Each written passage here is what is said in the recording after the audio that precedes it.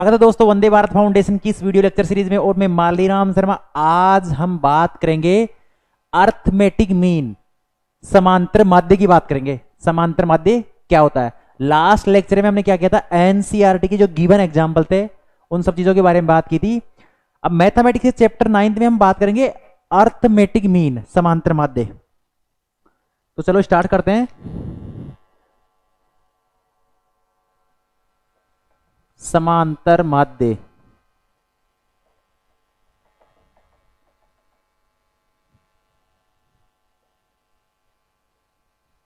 Arithmetic mean.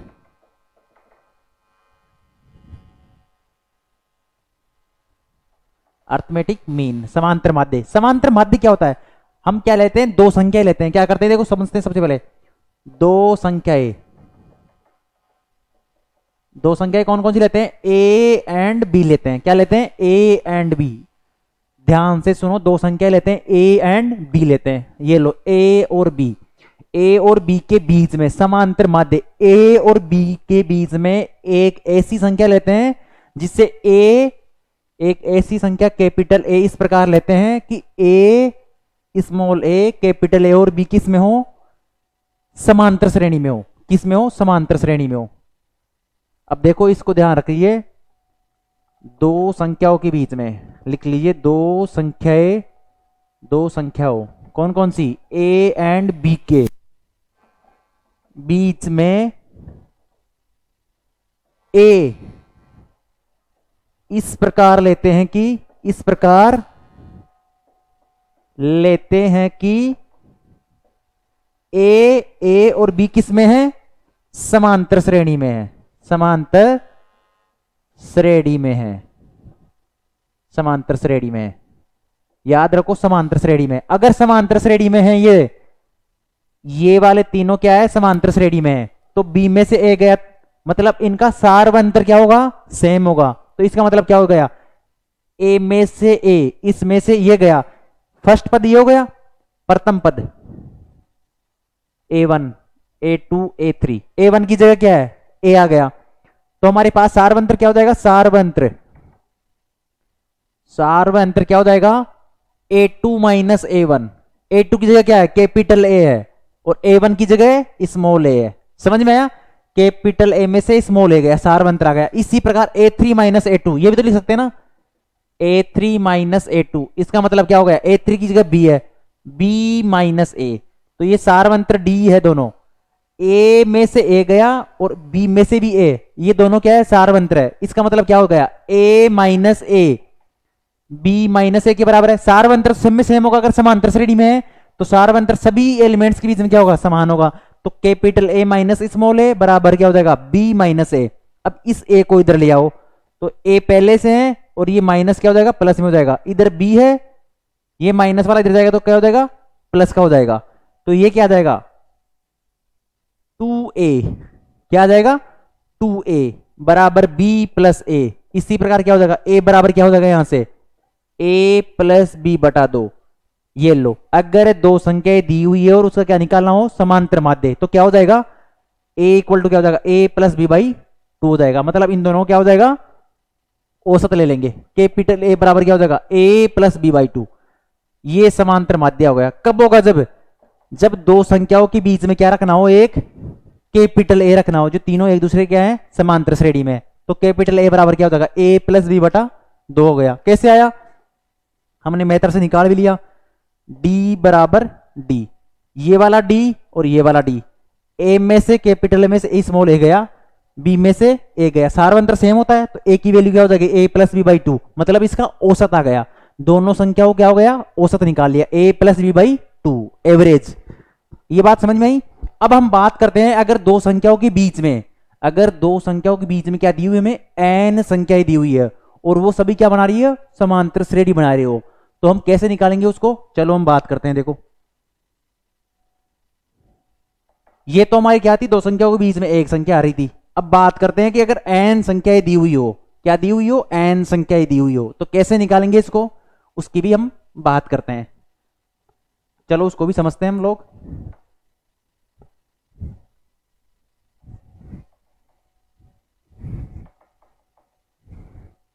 अगर हमारे पास क्या संख्या दी हुई है, ए और बी दो संख्या ही है, ए और बी क्या है, दो संख्या है, इनके बीच में क्या दी हुई है हमारे पास, एन संख्या पुट करनी हो, एन संख्या क्या करनी हो, पुट करनी हो, रखनी हो, एन संख्या इन दोनों के बीच में, ए और बी के बीच में क्या रखनी हो, एन संख्या हो, और ये सब क्या बना रही हो, समांतर श्रेणी। तो कैसे करेंगे इसको, कि हमें ये दिया हुआ हो, समांतर श्रेणी बना रही हो, ए और बी दिया हुआ हो, और हमें क्या रखना हो, इसके बीच में एन संख्या रखनी हो, और वो क्या बना रही हो, सभी समांतर श्रेणी बना रही हो। तो कैसे बनाएंगे इसको, चलो हम बात करते हैं।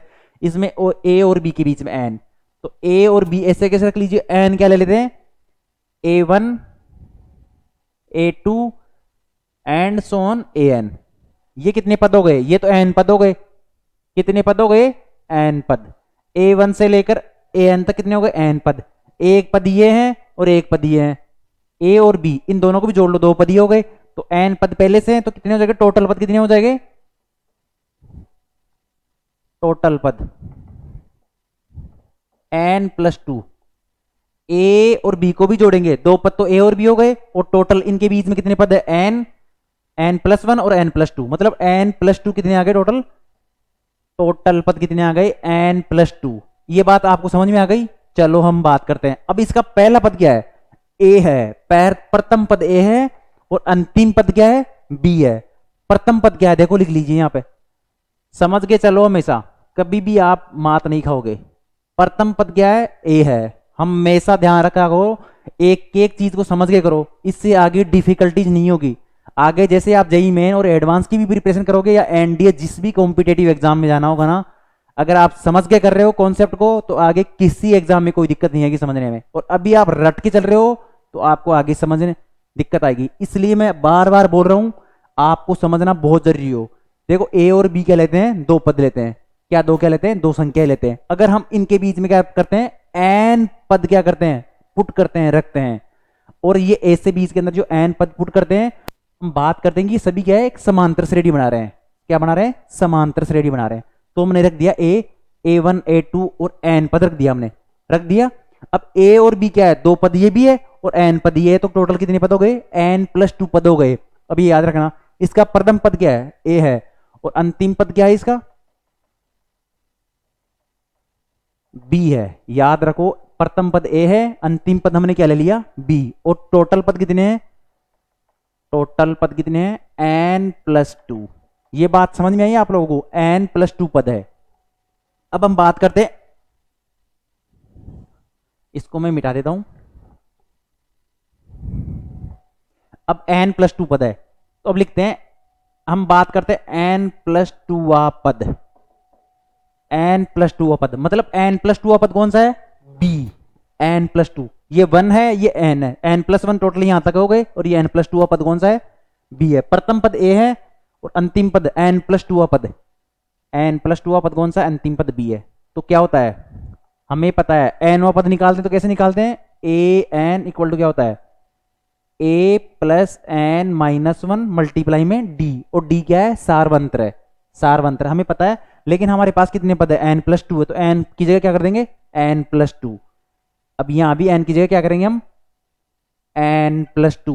एन क्यों नहीं पुट कर रहे, क्योंकि हमारे पास एन नहीं है, एन प्लस टू पद है, इसलिए एन प्लस टू।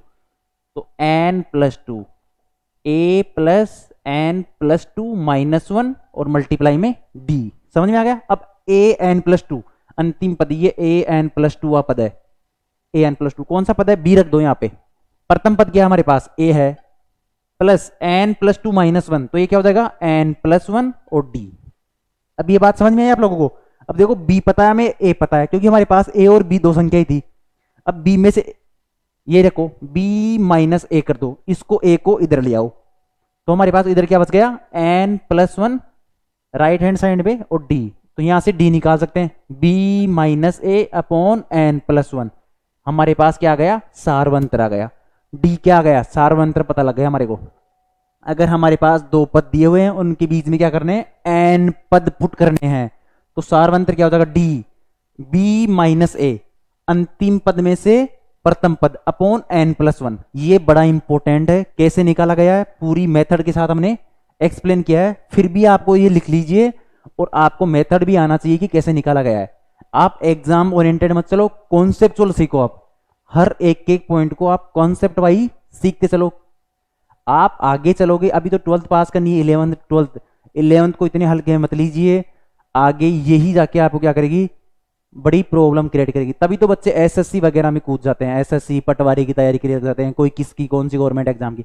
सबसे बड़ा इश्यू क्या होता है कि 11th 12th में बेसिक आप कमजोर रखते हो, रट के पास हो जाते हैं बच्चे। तभी तो आईआईटी जेईई हो गए, बहुत बड़ी बड़ी कंपटीशन एग्जाम है। आप ग्रेजुएशन भी करोगे, अच्छे से करो, जो भी कर रहे हो अच्छे से कॉन्सेप्चुअल, आप बड़ी जगह जाओगे हमेशा। तो डी बराबर क्या हो गया, B minus a upon n plus one. ये बात समझ में आई आप लोगों को? चलो मैं इसको क्या करता हूं, अब रफ करता हूं। अब हम निकालते हैं, ए हमें पता है तो ए वन क्या हो जाएगा अब हमारे पास। अब ए वन क्या हो जाएगा,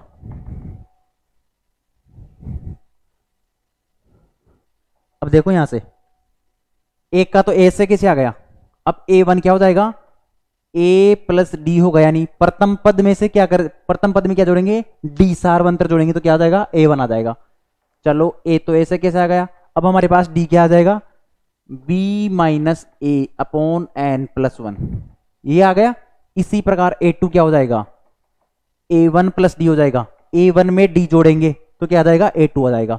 और ए वन क्या है, ये है हमारे पास, ये प्लस डी, ये रहा B minus a upon n plus one, ये तो ए वन आ गया, प्लस इसमें डी क्या हो जाएगा, b minus a upon n plus one. इसका मतलब क्या हो जाएगा, ए ऐसे कैसे और ये दोनों क्या है, सेम है, तो b two b minus a upon n plus one, यही आ गया। इसी प्रकार हम क्या निकालते हैं, ए थ्री भी निकाल लेते हैं। तो ए टू प्लस डी, फिर डी जुड़ गया तो क्या हो जाएगा, ए ऐसे कैसे आ जाएगा, टू की जगह क्या हो जाएगा, थ्री हो जाएगा, b minus a upon n plus one, यही आ रहा है। अब हम बात कर लेते हैं इसके एनवा पद क्या हो जाएगा, ए एन क्या हो जाएगा, एनवा पद a n minus one plus d, a plus n b minus a upon n plus one. अब बात कर लेते हैं एन प्लस वन वा पद क्या होगा, ए एन प्लस वन वा, तो ए एन प्लस डी, तो ए प्लस एन की जगह क्या हो जाएगा, n plus one b minus one n upon n plus one. अब देखो ए वन वा पद क्या आ रहा था, वह ए वन क्या आ रहा था, ए प्लस डी आ रहा था। ए टू क्या आ रहा था, ए वन प्लस डी आ रहा था, ए वन प्लस डी आ रहा था। ए थ्री के लिए क्या आ रहा था, ए टू प्लस डी आ रहा था।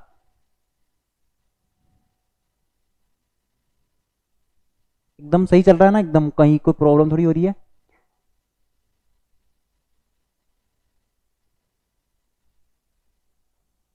ये ए थ्री है, ये ए एन है, ये क्या है, ए एन है। देखिए यहां पे हमने ये लिया था ना, ए वन और ये ए एन था और ये बी था।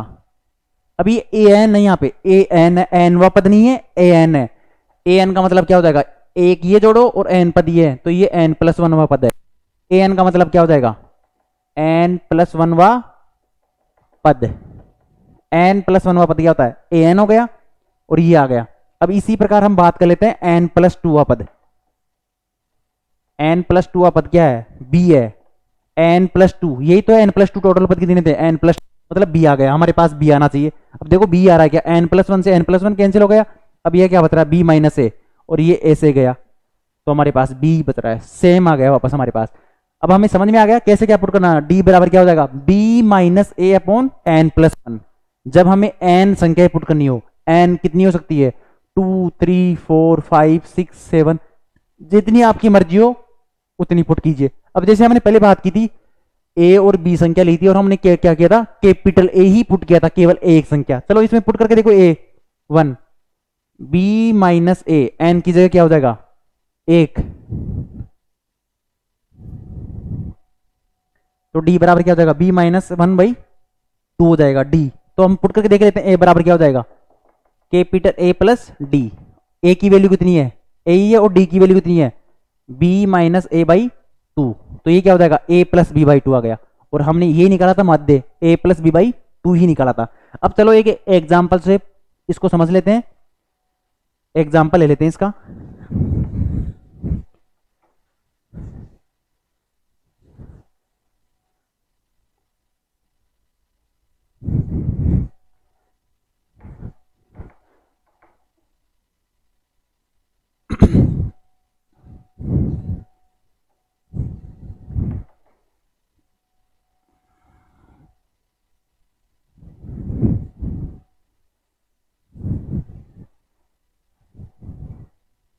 छोटा सा एग्जांपल लेते हैं। हमारे पास क्या है, 2 और 10 के बीच में, किसके बीच में, दो संख्या क्या है, 2 और 10 ले लेते हैं। इनिशियल क्या, ए की जगह क्या ले लिया हमने, 2 ले लिया, और बी की जगह क्या ले लिया, 10 ले लिया। इसके बीच में हमें क्या करनी है, 4 संख्याएं पुट करनी है, 4 संख्याएं पुट करनी है, जिससे क्या हो जाएगी, ये पूरी क्या हो जाएगी, समांतर श्रेणी में हो जाए। अब ध्यान रखो, समांतर श्रेणी बनानी है, 4 संख्या इसके अंदर पुट करनी है। अब हमारे पास n बराबर क्या हो गया, 4, a1 a2 a3 और a4, ये क्या करना, हमें पुट करना है, इसके बीच में क्या करना है, पुट करना है।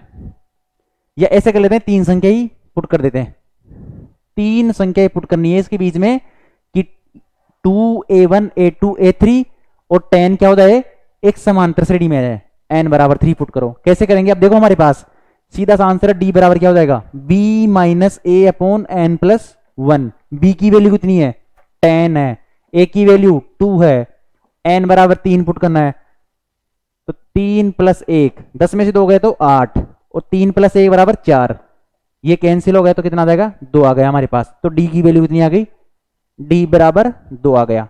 अब a की वैल्यू कितनी है, a1 की वैल्यू 2 है, इसी प्रकार a2 की वैल्यू कितनी हो जाएगी, मतलब a1 की वैल्यू, a बराबर 2 है, a1 बराबर क्या हो जाएगा, a प्लस डी, 2 प्लस 2 ही दिया हुआ सार्वंतर, तो क्या हो जाएगा, 4 हो जाएगा। a2 की वैल्यू क्या हो जाएगी, a1 प्लस डी, 4 प्लस 2 बराबर कितना आ जाएगा, 6 आ जाएगा। इसी प्रकार a3 क्या हो जाएगा, इसके लिए हमारे पास a2 प्लस डी, 6 प्लस 2 बराबर क्या हो जाएगा, 8, और हमारे पास b बराबर दिया हुआ ही है 10। ये क्या है, 2 4 6 8 और 10 समांतर श्रेणी में है या नहीं, समांतर श्रेणी में, अर्थमेटिक प्रोग्रेसेस में। ठीक है, अब हम बात करते हैं एनसीईआरटी का एग्जाम्पल नंबर 8। चलो इसको भी कर लेते हैं इसी लेक्चर में हम। सबसे बड़ी चीज है कि आप कंसंट्रेशन से कॉन्सेप्ट समझ के क्वेश्चन को करते रहिए। अगर आप बिना कॉन्सेप्ट के क्वेश्चन कर रहे हो तो इसका मतलब ये है कि आप उस चीज को रट रहे हो, समझ नहीं रहे हो, आप उसी टाइप की अगर दूसरी प्रॉब्लम नहीं कर पाओगे। अगर किसी भी मैथमेटिक्स ऐसी चीजें जितनी प्रैक्टिस करोगे, समझ के करोगे, जितनी समझ के प्रैक्टिस करोगे उतना ही आपके लिए बेनिफिशियल है।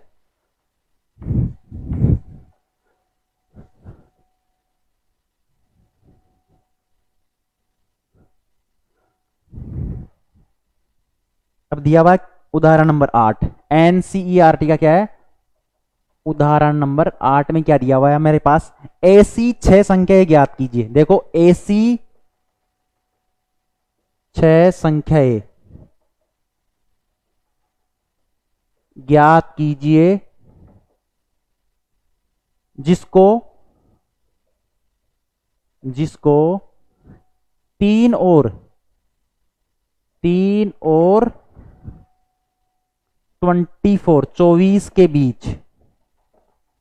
24 के बीच रखने पर प्राप्त अनुक्रम क्या होता है, एक समांतर श्रेणी है, एक समांतर क्या है, श्रेणी बन रहा है, समांतर श्रेणी बन जाए। अब देखो हमारे पास क्या दिया हुआ है, कितना आसान सा दिया हुआ है, ऐसी 6 संख्याएं ज्ञात कीजिए जिसको 3 और 24 के बीच में रखने पर प्राप्त अनुक्रम क्या बन जाए, समांतर श्रेणी। अब हमें दे दिया 3 और 24, सीधा सीधा करना है। अभी थोड़ी देर पहले इसकी थ्योरी पढ़ी थी हमने, अगर थ्योरी जिसने समझ ली उस क्वेश्चन को आगे देखने की जरूरत नहीं है, वो कर देगा automatic student. a1 a2 a3 a4 a5 और a6, 6 संख्याएं क्वेश्चन में दिया हुआ है। कितनी संख्याएं, 6 संख्याएं, याद रखो 6 संख्याएं। इनके बीच में रखने पर क्या हो जाएगा, एक समांतर श्रेणी बन जाएगी। और हमने देखा था अभी सार्वंतर कैसे निकालते हैं, अगर 6 संख्याएं हैं तो d बराबर b minus a upon n plus 1। अब बात समझ में आई आपको, a बराबर क्या दिया हुआ है, 3, और b बराबर क्या दिया हुआ है, 24। a बराबर ये था, b बराबर 24, रखो b की वैल्यू 24 माइनस 3 अपॉन n की जगह 6 प्लस 1, 24 में से 3 गया तो 21 अपॉन 6 प्लस 1 7, 3। हमारे पास d बराबर क्या आ गया, 3 आ गया। ये लो सार्वंतर 3 आ गया। प्रथम पद कौन सा है, ए की वैल्यू कितनी है 3 है, A1 की वैल्यू क्या हो जाएगी A प्लस डी, 3 प्लस 3 6 आ जाएगा। इसी प्रकार A2, A1 plus D 6 plus 3 9, इसी प्रकार A3 क्या हो जाएगा A2 प्लस डी 9 प्लस 3 सार अंतर तो ही 12 है। इसी प्रकार A4 क्या हो जाएगा A3 प्लस डी 12 प्लस 3 15 आ जाएगा। इसी प्रकार A5 क्या हो जाएगा A4 प्लस डी क्या हो जाएगा 15 प्लस 3 18 हो जाएगा। और इसी प्रकार A6 भी क्या हो जाएगा A5 प्लस डी 18 प्लस 3 21, और हमारे पास B बराबर तो दिया हुआ ही है 24। ऐसे भी निकाल सकते हैं हम A6 प्लस डी 21 प्लस 3 24, सीधा सीधा सा आ रहा है, सीधा सीधा सा आ रहा है 3 6 9 12 15 18 21 और 24, ये क्या है समांतर श्रेणी में। और हमारे पास 6 संख्या कौन सी होगी 6 9 12 15 और 18 21, ये 6 संख्या आ गई हमारे पास। बिल्कुल कितना आसान सा है, हमें ये पता है ही। अभी थोड़ी देर पहले निकाला था हमने D बराबर क्या होता है B minus A upon N plus 1। ठीक है, आप लोगों को समझ में आया। हम सबसे पहले करेंगे 11th क्लास की कंप्लीट एनसीईआरटी, जिसमें आपके पूरे एग्जाम्पल होंगे, पूरी पर्सनावली के क्वेश्चन होंगे।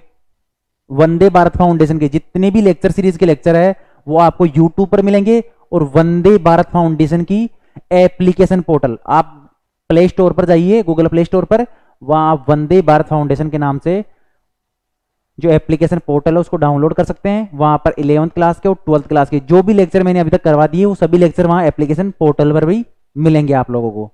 साथ साथ में स्टडी मटेरियल भी आपके लिए मैं रेडी कर रहा हूं। 11th और 12th क्लास के सभी एग्जाम्पल एनसीईआरटी के, सभी क्वेश्चन, सभी थ्योरी हिंदी माध्यम में आपको मिलने जा रही है। सबसे पहले 11th करूंगा, उसके बाद में 12th क्लास। उसके साथ साथ में क्या करेंगे ग्राफ, जितने भी 11 12 बेसिस पे ग्राफ है, इससे आपके कॉन्सेप्चुअल कॉन्सेप्ट बिल्डअप हो जाए, क्योंकि ग्राफ के बिना कुछ नहीं। कम से कम भी 100 से 200 लेक्चर ग्राफ के ऊपर बनाए जाएंगे, हर प्रकार का ग्राफ आपको सिखाया जाएगा। उसके बाद में जेई मेन और एडवांस का सिलेबस कराया जाएगा मैथमेटिक्स का। उसके बाद में हम सब जितने भी केमिस्ट्री और फिजिक्स बाद में स्टार्ट करेंगे। सबसे पहले मैथमेटिक्स कंप्लीट करनी है।